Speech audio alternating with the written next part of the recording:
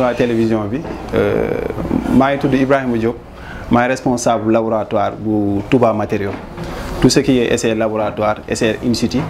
ak tout ce qui est test sur les écrasements ak aglo yi ak les essais grands lots et tout man maay responsable voilà. ñu ngi ci biir laboratoire bu université bu Touba domaine Touba Matériaux partie Touba Matériaux parce que Touba Matériaux mu ngi fi am boo xoolee 9 bâtiments yi ñoo ko yor te ñu ñooy gérer qualité bi ak leur manière de faire daal. importance su laboratoire bi. waaw importance su laboratoire bi laboratoire avant tout début projet la war a ñëw. ñoo war a def études yi. avant tout avant dara di ñëw. bu géomètre génnee seen i accès tout ñooy ñëw def études yi xool sol bi xool portance am. xool matériel yi ñu fi war a utiliser ak matériaux yi ñu fi war a utiliser laboratoire daal pour jiital ni mooy jiitu ci site bi mooy jiitu préparé wu xool li ñu soxla ak li ñu war a liggéey lépp mu jiital ko sur place ba pare ñu doog a wax wàllu chantier bi nu muy demee ak date beeg ak li ci war a jëm ak lépp. ci ban côté wax nga ne moo war a jiitu mais importance bi dëgg-dëgg moom ci wàllu par exemple contrôle béton wala. lan mooy njëriñam ci chantier. waaw su ma nee moo war a jiitu parce que boo xoolee lu jiitu rek mooy lu am njëriñ la ndax moom jiituwul ñëw jiitu di xaar nit ñi pour ñu ñëw parce que dafa jiitu tàmbali liggéey bi di contrôler lépp lu fi dugg ci wàllu matériel ak lépp lu ñu war a utiliser ci mu baax ak ci mu bon pour liggéey bi bu fekkee lu baax la mu ne lii baax na nañ ko utiliser ci liggéey bi bu fekkee du lu baax tamit mu ne lii nañ ko effacer nañ ko tegee ne de baaxul pour liggéey bi. avant boobu nag maître d'œuvre bi wala mission de contrôle bi nañ bind benn cahier de charge lu mel ni benn cahier de charge boo xamante ni ci li ñuy tënk lépp luy xew ci wàllum liggéey bi ak lépp lu ñu soxla ba pare moom bu ñëwee day jël cahier de charge boobu. cahier de charge boobu am na lu ñu ko ciy demandé ci béton bi am na lu ñu ko ciy demandé ci suuf si am na lu ñu ko ciy demandé ci niveau yi am na lu ñu ko ciy demandé ci briques yi am na lu ñu ko ciy demandé tamit ci écrasement yi comprendre nga. voilà su ko defee nag dafay àndaale ak ay matériel am laboratoire bi day àndaale ak ay matériel am boo xoolee matériels yi ñoo fi nekk nii li ci ëpp ñoo fi nekk nii boo xoolee ay étuves lay doon ay presse 1500 kN boo xoolee presse bi dernière génération la presse bu bees la boo xam ñu ngi ko jëndee ba Turquie boo xamante ni moom du comme presse manuelle yi nga xamante ni da ngay jël di dóor say loxo pour mu toj bii c'est automatique ordinateur moo koy piloté am na aussi tableau de bord bu ordinateur bi demul ñu utiliser tableau de bord bi même résultat la ñuy jox parce que am na degré bu ñuy laajte ci béton bi moo ñu ko mën a jox bu ñu weesoo loolu am na ay appareil limite pour xool suuf si plasticité suuf si ndax suuf si plastique na ndax suuf si dina àttan degré bi ñu koy teg bâtiment yi xam nga bâtiment boo xoolee bâtiment day jug premier niveau deuxième troisième ba quatrième niveau léegi nag loolu war nga xool étude sol bi ba pare balaa ngaa teg dara balaa béton bi di ñëw bu ñu jógee foofu ñu ak ay balance yoo xamante ni ci li ñuy peser ay matériels yi ak matériaux yi fi wàcc rek balaa ñoo def essai balaa ñoo def dara balance yi matériels yi ñoo nekk noonu ak ay appareil équivalent de sable au complet boo xoolee bonbonne bay nekk nii yi ay éprouvette la ay éprouvette yoo xamante ni mooy xool équivalent de sable moom ngay jël calculer say pourcentage suuf li ngay utiliser nga def ko ci biir raxas suuf si boo ko raxasee moo lay wax suuf si baax na wala baaxul moo lay wax tamit suuf si set na wala setul ak lii agitateur la agitateur bi boo xoolee moom moo koy raxas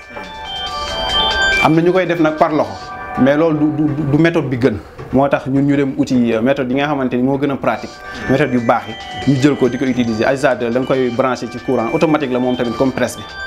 waaw bu ñu jógee ci loolu ñu ñëw ci grille aplatissement yi waaw lii ay grille d'aplatissement la mook granulométrie yi en même temps ñoom benn essai nga koy def mun nga bu fekkee granulométrie mun nga def essai granulométrique simple mais bu fekkee wàllum béton la ak lu wàllum tabax da ngay jëlaale grille d'aplatissement yi moom dalay won squelette matériaux bi dala koy summil di la ko summil ba matériaux bi fi mu yam léegi nag classe bu ci nekk am na lu muy représenté ci cahier de charge bi waaw léegi loolu moo lay won béton bi baax na wala baaxul balaa ngaa def benn mélange béton loolu moo lay woon béton bi baax na wala baaxul bu ñu jàllee ci loolu ñu ngi ñëw ci yii ay matériel laboratoire yu sew la rek yii ay matériels yu ñuy surfacer la après yii ay moule sévère la lii ay moule sévère la ñu ngi koy utiliser par rapport ak latérite bi xam nga fii aussi bâtiment yi am na bâtiment yoo xamante ni fondation bi amoon na latérite defuñu ko gros béton amoon na latérite amélioré avec du ciment boo xoolee latérite bi am na lu ñu ciy jël pourcentage bi ñu ciy jël ciment bi am na pourcentage bi ñu ciy jël bu ñu ko jëlee ba defar suñuy mélange génnee suñuy résultat ci moule yi la ñuy defee essai yi moo koy représenté voilà ba ci latérite boobu sax boo xoolee pour génnee qualité latérite bi am na beneen essai bi ñu ci def bu nekk limite d'Atterberg rek limite d'Atterberg ñu ngi koy defee par rapport ak kii bi par rapport ak appareil limite yi Casagrande beeg coupelle yeeg rainure yeeg langue de chat yeeg yooyu ñoo nekk nii ak machine am ak kii bi balance am moo nekk nii voilà buñ jugee ci loolu tamit ñu ngi ñëw ci écrasement bi écrasement béton yi nga xamante ni ñu ngi koy prélever ci bâtiment yi niveau bu ci nekk ak fu ñu war a couler fu nekk dinañ yóbbu ay cylindres parce que c'est recommandé par les maîtres d'œuvre et les bureaux d'études voilà pour signaler tamit aussi defuñu fi benn essai boo xamante ni dina mooy mission de contrôle wala maître d'œuvre lépp lu ñuy defar rek pour leeral aussi lépp lu ñuy defar dinañ leen woo ñu ñëw assister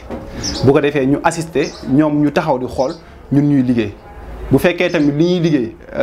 tegee wuñ ko ci yoon ñu ne li ngeen liggéey tegee ko ci yoon ñu xool lu ñu koy tegee ci yoon waaw noonu la demee defuñu fi lenn lu leen mooy ak lu leen wut li koy firndeel mooy lépp lu ñu defar rek ay PV lañ koy defar ñoom dañuy teew ñu defar ko ay PV jël jox leen photocopie ñoom ñu signé ñu téye ñoom ñu téye voilà. léegi ci wàllu béton wala mën nga boo dee am leen loolu présenté dem après ñu dem. waaw léegi bu ñu ñëwee ci confection yi. boo xoolee confection yi bu ñu ko defee. dañ koy def par niveau wala par nombre par nombre de mètres cubes yu ñuy couler ci bâtiment yi. léegi par jour la boo xoolee bu ñu jëlee jour bi ñu confectionné da ngay ñëwaat def ko ci tableau yi def niveau bi nga ko confectionné defaat fi nga ko confectionné localisation ak affaissement bi mu am béton bi bari woon na ndox bariwul woon ndox béton bi baaxoon na baaxul nga bind ko en même temps ak jour bi nga ko war a écraser à 7 jours ak jour bi nga ko war a écraser à 28 jours yëpp da nga ko ciy def pour bu jour boobu jotee rek date bu jotee da ngay dem ci bassin bi mooy bassin yi ñu koy immerger fii si ginnaaw bu jotee da ngay dem génnee éprouvette bi teg boo paree nga defar essai yu ndawam ay surfaçage boo paree nga ñëw indi ko bu ñu koy indee nag ci presse à béton 1500 kN bi dañ koy dugal presse mooy bi ma leen waxoon léegi presse de dernière génération bi nga xamante ni ñu ngi ko jëndee Turquie ay Turquie ñoo ñëw monter ko voilà boobu lañ koy dugal boobu dafa am aussi degré bu muy laaj ndax yaa ngi defee béton bi par rapport ak yi ma leen expliqué yi lépp ay granulaux yeeg DA yi poids spécifique yi comprendre nga bu ñu ko defee ba pare dafa am benn formulation bi ñu ciy génnee ne grain de riz bi bu xeer bu dijj bi lii lañ ci soxla quantité bii ne xeer bi ci topp bi xaw a méngoog moom lii lañ ci soxla ne xeer bi ci toppaat lii lañ ci soxla ne suuf si tamit lii lañ ci soxla ciment bi tamit ñu indi ko ne lii lañ ci soxla parce que boo xoolee essai ciment yi sax defee wuñ ko fii essai ciment yi ñu ngi koy defee serek ak essai eau bi ndox bi ñuy utiliser tamit ñu ngi koy defee serek yooyu yëpp defoon nañ ko ba pare léegi bu ñu defee formulation boobu ba pare bu ñu ci indee ci lañ koy transmettre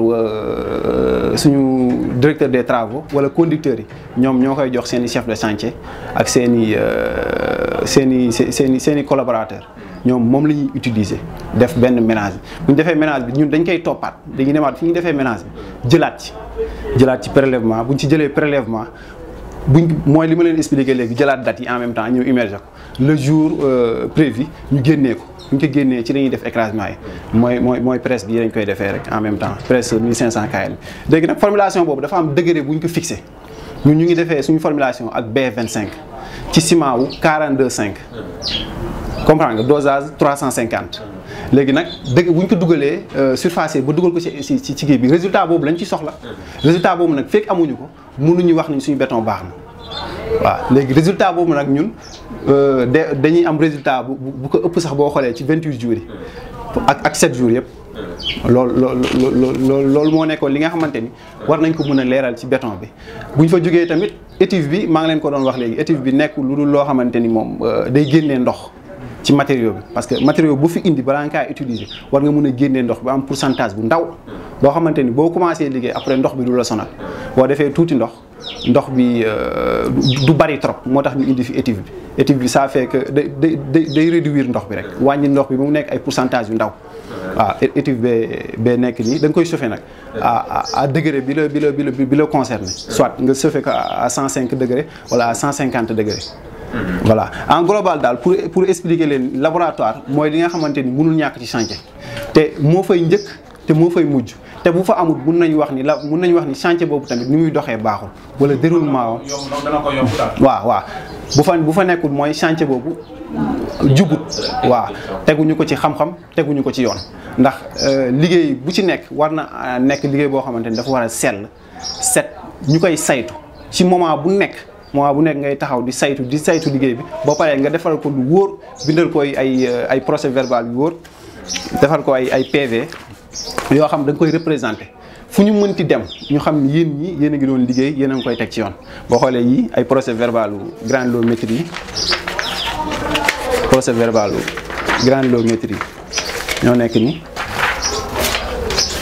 yii ay procès verbal écrasement yi yu presse bi à 7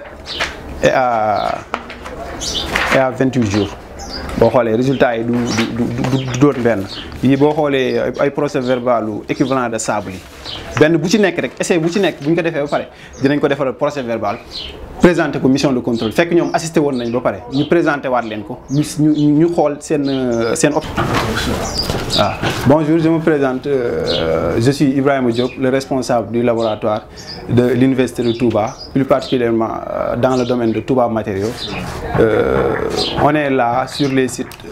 nous représentons tout ce qui est qualité, tout ce qui est essai laboratoire, tout ce qui est essai in situ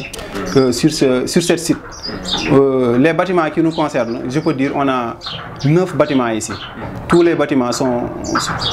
en élévation. On a un seul bâtiment qui est en fondation, qui est la bibliothèque. On est sur ça en ce moment. On est sur le laboratoire pour le moment. Je vais vous présenter les essais qu'on fait ici et la représentativité du laboratoire. Bon, ça c'est des appareils d'équivalent de sable. Ça c'est des blanches portées 32 et 10. Ça c'est des appareils limite d'Atterberg. Ça c'est des tamis et des grilles d'aplatissement. Ça c'est un denstomètre à membrane. Ça c'est des tamis aussi. On peut dire aussi ça, c'est un presse de dernière génération. On a acheté ça à Turc. Et ça, c'est un presse, c'est un étuve de dernière génération. Voilà. Peut-être une dernière question. L'importance d'un tel laboratoire dans le chantier. Voilà. On peut, oui. Pour le laboratoire, c'est quelque chose qui est fort et probable pour qu'on utilise ça sur un chantier. Parce qu'un chantier qui n'a pas de laboratoire, on peut dire que c'est... On travaille dans le vide. On ne travaille pas pour améliorer les choses. C'est ça qu'on peut expliquer sur ça, sur l'importance du laboratoire. D'accord.